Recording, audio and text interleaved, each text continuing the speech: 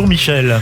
Bonjour Christophe, bonjour Alexandra et bonjour Laurence. Et oui, il y a une très bonne ambiance et du monde en studio ce matin et la parité respectée. On était hier justement à l'audience dans les 5 derniers jours de préparatifs avant les attentats du 13 novembre. Michel, le compte à rebours a été détaillé par l'enquêtrice belge en visioconférence, les locations de voitures, les planques, l'acquisition de lignes téléphoniques. C'est l'occasion pour les avocats de la défense d'essayer de trouver des failles dans cette enquête franco-belge. Oui, hier on parlait du fameux PC computer conspiratif, je vais y arriver, et c'était très important naturellement. Aujourd'hui, au bout de 6 mois de procès, on arrive donc à la veille des attentats. L'officier de police belge a expliqué que les derniers préparatifs ont commencé donc le 8 novembre 2015. Ce jour-là, Abdeslam a effectué 2 dépôts en espèces de 1500 € à Molenbeek, cet argent qui servira à la location des véhicules en l'occurrence. Et on continue justement, Christophe, sur ces locations de voitures. Et oui, c'est donc le lendemain, le 9 novembre, c'est cela. Oui, le 9, sur les images de surveillance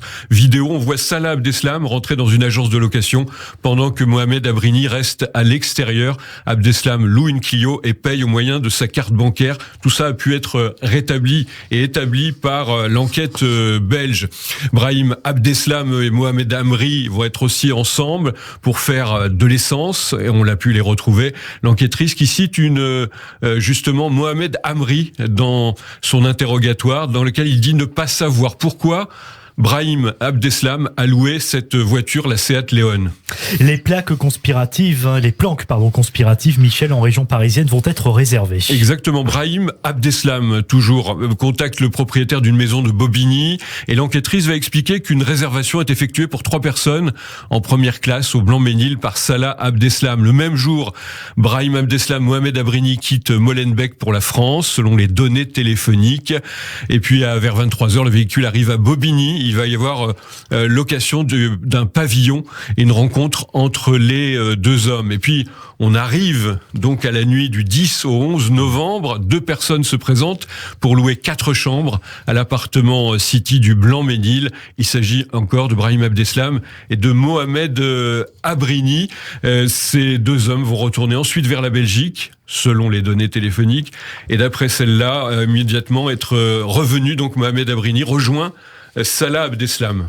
Avec l'ouverture, le 11 novembre, de 14 lignes téléphoniques. Oui, Christophe, selon la policière belge, 6 numéros sont destinés aux coordinateurs des attentats et 8 sont pour les auteurs des attaques, en l'occurrence. Et tous ces numéros coordinateurs vont être activés le 11 novembre 2015. Ils se trouvaient dans le même secteur, à la gare du Midi à Bruxelles. Et l'enquêtrice cite une audition encore de Mohamed Abrini dans laquelle il explique avoir demandé à Salah Abdeslam pourquoi il louait ses chambres.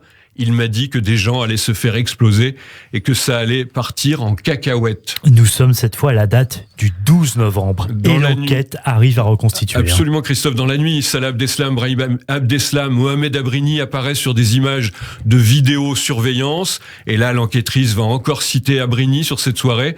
Je savais ce qui allait se passer. Je savais que c'était la dernière fois que je les voyais. J'y suis allé pour passer ces derniers instants avec eux. Je savais qu'ils allaient partir vers la mort.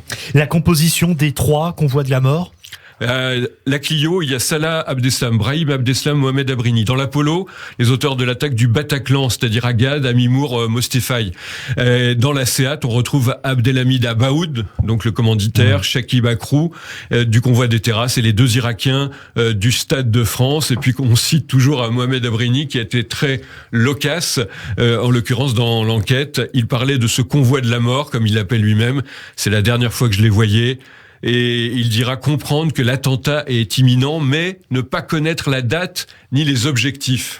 Merci beaucoup, Michel, effectivement, pour cette chronique, presque ce jour le jour, effectivement, que Exactement. Vous avez proposé. La défense qui a posé des questions, qui a essayé, évidemment, de trouver des failles. On vous retrouve dès lundi, Michel, pour une autre chronique sur ce procès des attentats du 13 novembre que l'on suit donc avec vous tous les jours sur notre antenne.